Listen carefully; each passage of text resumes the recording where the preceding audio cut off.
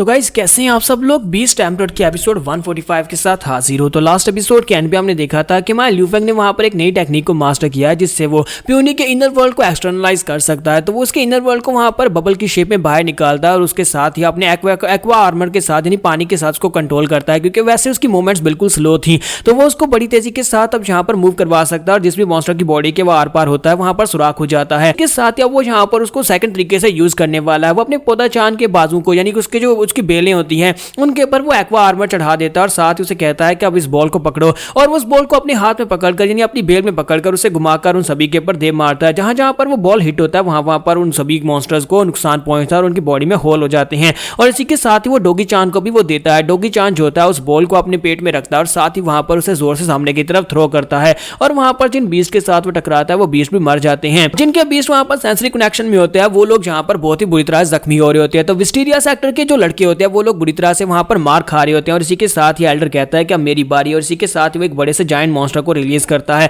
वो बड़ा सा जायंट मॉन्स्टर जो होता है जैसे वो आगे बढ़कर हमारे ल्यूफेंग को पंच मारने लगता है तो हमारा ल्यूफेंग अपने पास से अपने मेटल बॉल को यूज करते हुए उसे तलवार बनाता है और साथ ही उसको एक्सटर्नल वर्ल्ड के साथ रैप करता है और उसके साथ उसका एक बाजू काट देता है। ये देखने के बाद मिस बाई जो होती है वो काफी ज्यादा हैरान हो रही होती है और कहती है कि यंग मास्टर ल्यू ये ठरकी तो काफी ज्यादा कूल है। के साथ ही उन लड़कों में से यानी विस्टीरिया सेक्टर के लड़कों में से एक वहां पर सिग्नल फ्लेयर छोड़ देता है तो वो लोग वहीं पर रुक जाते हैं और कहते हैं कि ये क्या हो रहा है, ये यहाँ पर किसको सिग्नल दे रहा है। तो वो लड़का उसे कहता है कि तुम्हारी हिम्मत कैसी हुई, तुम यहाँ पर हमारे विस्टीरिया सेक्टर की टेरिटरी में यार जहाँ पर आकर तुमने मुश्किल काज की और हमें यहाँ पर बुरी तरह से पीट रहे हो। अब तुम्हें यहाँ पर कीमत चुकानी पड़ेगी। हमारे 4 एल्डर्स यहीं पर और वो लोग यहाँ पर आ जाएंगे, उसके बाद देखते हैं कि तुम यहाँ पर टिक पाओगे या नहीं। थोड़ी देर के बाद उन्हें वहां पर जंगल के अंदर से शोर की आवाज आना स्टार्ट होती है तो मिस बाई कहती है कि ये क्या हो रहा है। वो पेड़ के पीछे जाकर छुप जाती है जबकि ल्यूफेंग उसे कहता है कि सामने देखो। वहां पर विस्टीरिया सेक्टर के जितने डिसाइपल्स होते हैं सारी के सारी आ जाते हैं। वो सभी एक आर्मी बनकर उनके सामने खड़े होते हैं। तो मिस बाई कहते हैं कि यहाँ पर तो बहुत सारे लोग हैं, हम इनसे फाइट नहीं कर पाएंगे। तो मां ल्यूफेंग उसे कहता है कि हाँ मुझे लगता है कि इन लोगों ने हमें यहाँ पर कुछ ज्यादा सीरियसली ले लिया। और इसी के साथ ही वो लड़का जिसने फ्लेयर छोड़ी थी वो उसे कहता है कि हमारे 4 एल्डर्स भी यहाँ पर आ चुके हैं, अब तुम में से कोई भी यहाँ पर एल्डर्स के सामने कुछ भी नहीं कर पाएगा। और इसी के साथ उनके 4 एल्डर्स वहां पर आते हैं। सबसे पहला एल्डर जो होता है वो एल्डर टैंक जो होता है वहां पर अपने बीस्ट को रिलीज करता है। उसका बीस्ट जो होता है इंटीग्रेशन स्टेज के मैक्स लेवल पर होता है। दूसरा एल्डर जिसका नाम लो जोंग होता है तो वो वहां पर अपने बीस्ट को रिलीज करता है और उसका बीस्ट भी मैक्स लेवल पर होता है। तीसरे के पास जो बीस्ट होता है वो भी मैक्स लेवल पर होता है। चौथे के पास जो बीस्ट होता है वो इंटीग्रेशन स्टेज के 9th लेवल पर होता है। इसी के साथ ही वो लड़का जो होता है अपने एल्डर से कहता है कि एल्डर टैंक यही वो लोग हैं जो कि हमारी टेरिटरी में घुसकर हमारे ऊपर ही अटैक कर रहे हैं और ऊपर से ये लोग उस लड़की के साथ है जिसने हमारे एक ब्रदर का बाजू काटा था। तो ये बात सुनने के बाद मिस बाई जो होती है वो कहती है कि देखो तो जरा यहाँ पर कितने पावरफुल लोग हैं लिटिल परवर्ट, मुझे लगता है कि हम लोग यहाँ पर इनके खिलाफ कुछ भी नहीं कर पाएंगे। अब जहाँ पर कह दो कि तुम इन सभी को हरा सकते हो। तो मां ल्यूफेंग उसे कहता है कि तुम्हें परेशान होने की जरूरत नहीं है, ये सभी एल्डर से अगर एक एक करके मुझसे फाइट करेंगे तो फिर हमारे जीतने के चांसेस हैं, क्योंकि ये लोग सेकंड लीग में है और सभी एल्डर्स हैं। तो इसका मतलब तो ये है कि ये सभी लोग मिलकर हमारे पर अटैक नहीं करेंगे। इस बाई उसे कहती है क्या वाकई में ऐसा हो सकता है। तो वो कहता है हाँ ऐसा हो सकता है। इसी के साथ ही वो लड़का जो होता है वो एल्डर से कहता है कि एल्डर्स वहां पर देखो, वहां पर एक बड़ी सी जायंट वेल है और वो जायंट वेल जो है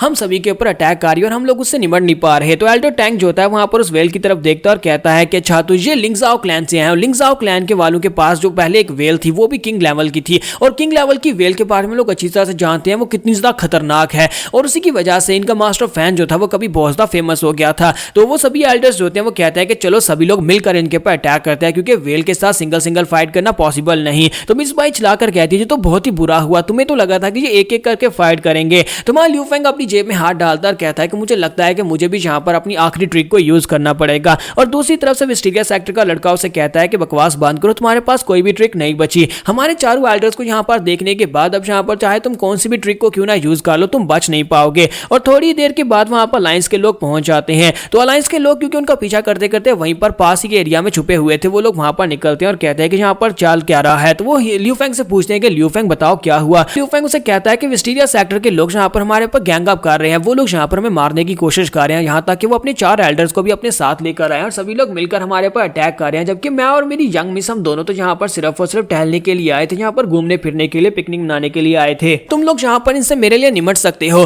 तो सोल्जर उसे कहता है हाँ क्यों नहीं, मैं यहाँ पर इनसे निमट सकता हूँ। और उसे कहता है कि मिस्टर टैंग यंग हीरो लियो अगर आपने यहाँ पर इसको ऑफेंड किया तो फिर आपके साथ यहाँ पर बहुत ही बुरा होने वाला है। तो मास्टर टैंग उसे कहते हैं लगता है यहाँ पर कोई बहुत बड़ी गलत फहमी हुई है क्योंकि वो भी यहाँ पर अलायंस के साथ पंगा तो नहीं लेना चाहेंगे। बाकी के एल्डर्स भी कहते हैं कि हाँ मुझे लगता है कि यहाँ पर बहुत सारे इलीगल हंटर्स आते रहते हैं, इसी वजह से हम यहाँ पर इसको गलत समझ गए थे क्योंकि हंटर्स आकर यहाँ पर से मॉन्स्टर्स का शिकार शिकार कर लेते हैं और हमारी टेरिटरी में घुसकर। इसी वजह से हमें लगा कि शायद ये कोई इलीगल हंटर्स हैं। और इसी के साथ ही मास्टर टैंग आगे बढ़ते हैं और हमारे ल्यू फेंग से कहते हैं कि बच्चे हमें यहाँ पर तुम्हारे साथ कोई भी दुश्मनी नहीं रखनी, चलो हाथ मिलाते हैं और यहाँ पर से अपने अपने रास्ते चले जाते हैं। और वो उसके साथ हाथ मिलाते हैं और वहां पर से वापस मुड़ जाते हैं। तो इसी के साथ ही विस्टीरिया सेक्टर के सभी लोग वहां पर से चले जाते हैं। तो हमारा ल्यू फेंग कहता है कि चलो शुक्र है कि यहाँ पर से वो चले गए। और मिस बाई भी वहां पर चैन का सांस लेती है। तो सोल्जर जो होता है वो ल्यू फेंग से कहता है कि तुमने तो हमें यहाँ पर ड्राई दिया था, हमें लगा कि शायद वेसल्स ने अटैक कर दिया, तुमने इसलिए हमें यहाँ पर बुलाया है। हमारा ल्यू फेंग कहता है कि मिस्टर ली प्लीज हमें माफ करिएगा कि आप यहाँ पर पहले हमारा पीछा कर रहे थे, मुझे ये बात अच्छी तरह से पता थी और मैंने यहाँ पर आपका फायदा उठा लिया, क्योंकि इतने सारे लोगों से मैं अकेले निमट नहीं सकता था, इसी वजह से मुझे यहाँ पर आपको बुलाना पड़ा। तो मैं मिस्टर ल्यू से कहता है कि नहीं ऐसी बात तो नहीं है, तुम्हें कैसे पता चला कि हम लोग तुम्हारा पीछा कर रहे थे। तुम्हारा ल्यू फेंग कहता है कि मुझे शुरुआत से पता था कि आप लोग मेरे पीछे पीछे ही हैं। मिस्टर ल्यू से कहते हैं कि हमारी स्क्वाड का काम ही यहाँ पर तुम्हें प्रोटेक्शन देना है, तो हम लोग तुम्हें अकेले कहीं पर जाने कैसे दे सकते हैं, लेकिन हम लोगों ने यहाँ पर तुम्हारे पर्सनल अफेयर्स में दखल अंदाजी नहीं करनी, इसी वजह से हम लोग तुमसे काफी ज्यादा दूर थे, काफी वक्फे पर थे। तुमने यहाँ पर जो कुछ भी किया उस सबसे हमारा कोई ताल्लुक नहीं है। तुम्हारा ल्यू फेंग कहता है इसका मतलब है कि तुम लोग मेरे पर नजर रख रहे थे। तो मास्टर ल्यू से कहते हैं नहीं नहीं, हम लोग तुम्हारे पर नजर क्यों रखेंगे, तुम यहाँ पर अपनी गर्लफ्रेंड के साथ जो भी करना चाहते हो वो कर लो, हम लोग यहाँ पर सिर्फ और सिर्फ तुमसे दूर रहकर वेट करेंगे कब तुम यहाँ पर मुश्किल में पड़ो और हमें भुला लो। ल्यू फेंग उसे कहता है चलो ये तो अच्छी बात है। और इसी के साथ ही मास्टर ल्यू से कहते हैं कि हम लोग यहाँ पर अच्छी तरह से जानते हैं कि तुम मिस बाई को अपने साथ लेकर डेट के ऊपर आए हो। तो ल्यू फेंग कहता है नहीं नहीं ऐसी कोई बात नहीं है। तो मास्टर ल्यू से कहते हैं नहीं, हमें अच्छी तरह से पता है कि एक यंग मास्टर और एक यंग मिस दोनों यहाँ पर क्या करने के लिए आए होंगे, इस जंगल के अंदर तुम दोनों डेट के लिए ही आए हो, ठीक है तुम लोग जो करना चाहते हो कर लो, हम लोग यहीं पर आस पास ही हैं, अगर जरूरत पड़े तो हमें बुला लेना। इसी के साथ ही अलायंस के सोल्जर जो होते हैं वहां पर से चले जाते हैं। उनके चले जाने के बाद वहां ल्यू फेंग मिस बाई से कहता है कि चलो जल्दी से उस लड़की के पीछे चलते हैं, कहीं ऐसा ना हो कि वो लड़की में बेवकूफ बनाकर भाग गई हो।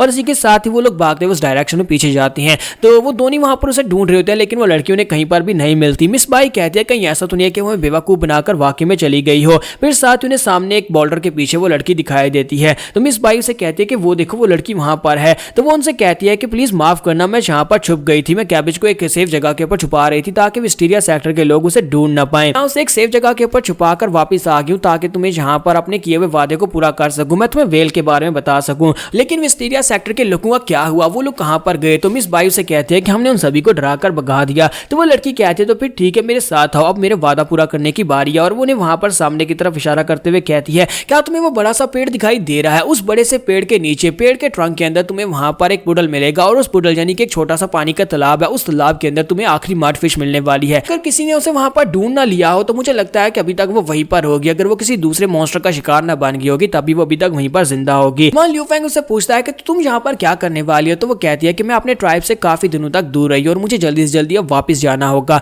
मुझे अपने ट्राइब में वापस जाना है। तो ल्यू फेंग उसे कहता है तुम्हारा बहुत बहुत शुक्रिया हमारी मदद करने के लिए, कहता हूँ कि हम लोग दोबारा जरूर मिलेंगे। और साथ ही वो लियांशु से कहता है कि लियांशु चलो उस बड़े पेड़ के पास चलते हैं। और वो लोग फाइनली उस पेड़ के पास पहुंच जाते हैं। लेकिन उस पेड़ के पास पहुंचने के बाद उस पेड़ के नीचे कोई भी पानी का तालाब नहीं होता और इस बात से वो दोनों काफी ज्यादा हैरान होते हैं कहीं उस लड़की ने उन्हें बेवकूफ तो नहीं बना दिया। और यहाँ पर एपिसोड 145 का एंड होता है। तो नेक्स्ट एपिसोड में देखेंगे क्या इन्हें यहाँ पर एक और मड फिश मिलेगी या नहीं। एपिसोड की एक्सप्लेनेशन अच्छी लगी हो तो कमेंट करके जरूर बताइएगा, वीडियो को लाइक करना मत भूलिएगा। Thank you.